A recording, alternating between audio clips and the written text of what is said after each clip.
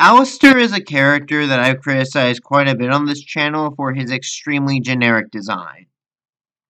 I often point to him as a prime example of League's early design philosophy. Take a generic monster or character archetype and throw them into the game as a champion. He's literally just the Minotaur from Greek mythology. A design I'm sure you've all seen at least a dozen or so times at this point in your life. However, while I may rag on how uninspired Alistar's appearance may be, his lore has always been a bit more intricate than what one may assume at a glance. So then, let's take a step back and give this bull his proper dues. Alistar was actually one of the first characters to be added into League, released as one of the initial 20 champions when the game launched back in October of 2009. His earliest chronicle bio paints him as a member of a Minotaur tribe, establishing that Alistar is not, nor has he ever been, the only member of his race, despite his champion title literally just being the Minotaur. He was, however, regarded as the mightiest warrior of his people. So mighty, in fact, that even the Noxian Empire didn't want to have to deal with him.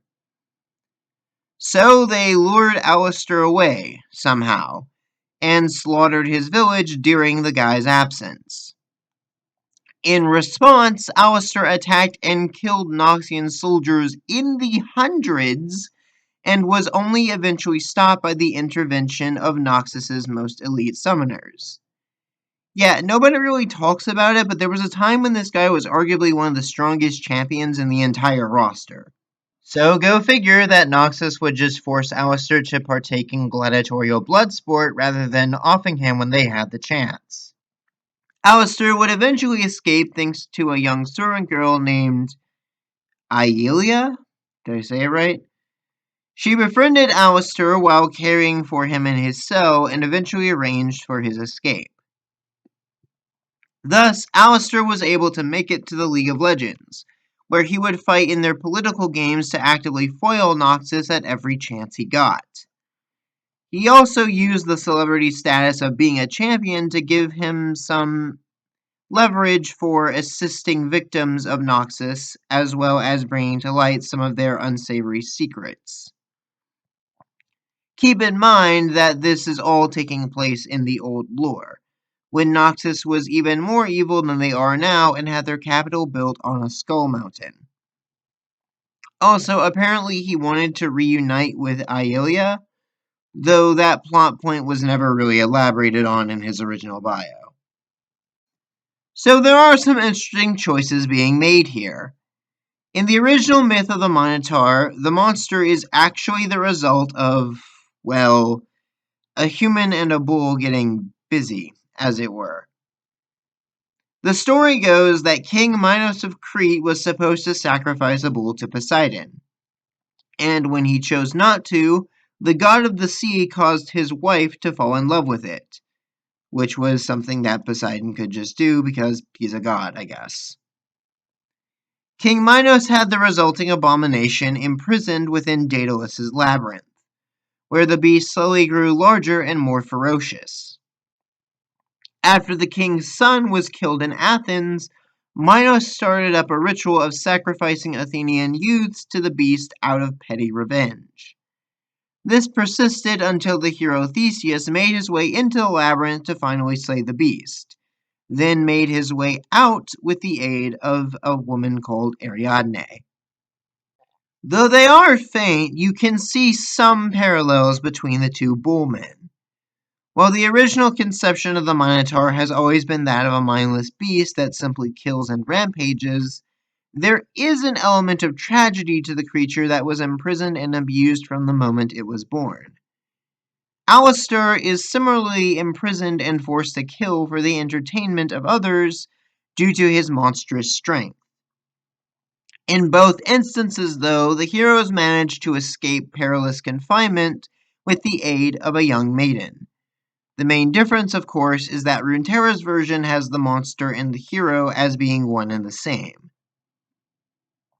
Alistar's second bio was basically identical to the first, but any mention of the League was removed as the Great Retcon had already happened at that point. That did make it a bit harder to justify or explain how Alistar was able to get away with rebelling against Noxus.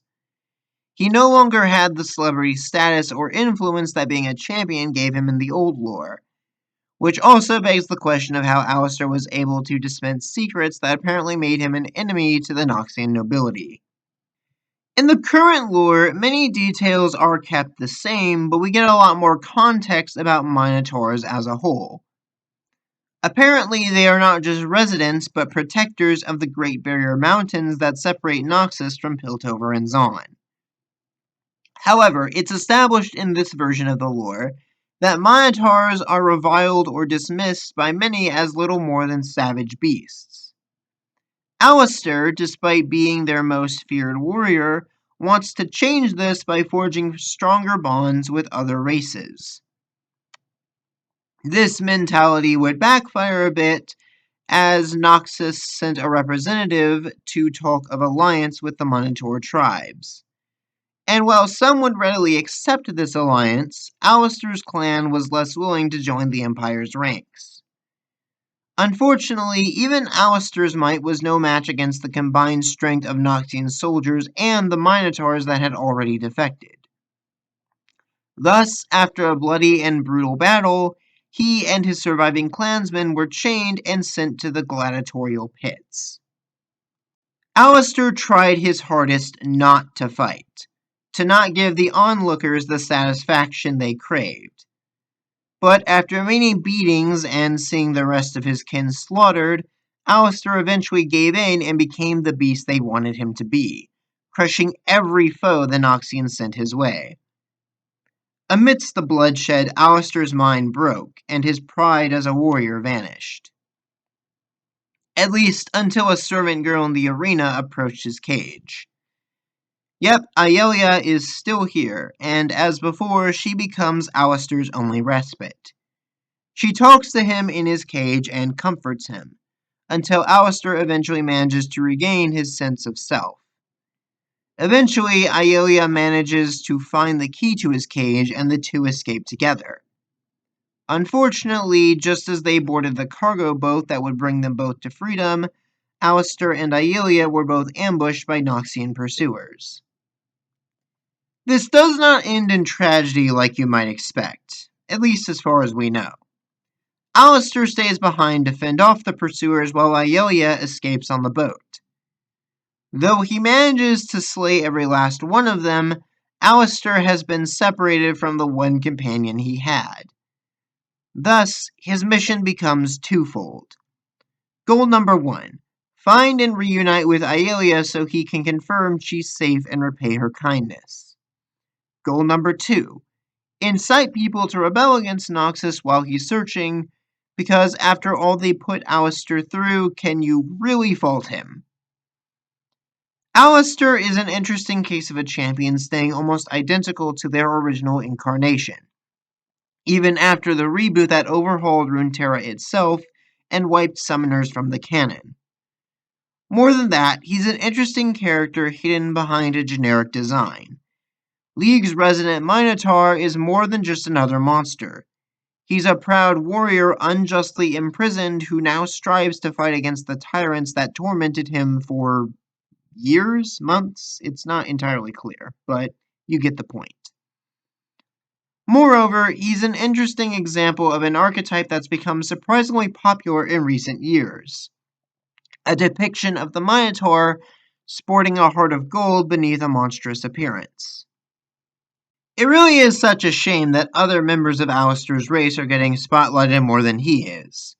But perhaps in due time we'll finally see the OG Minotaur break free from the lore limbo that he and so many other champions have been trapped in for some time.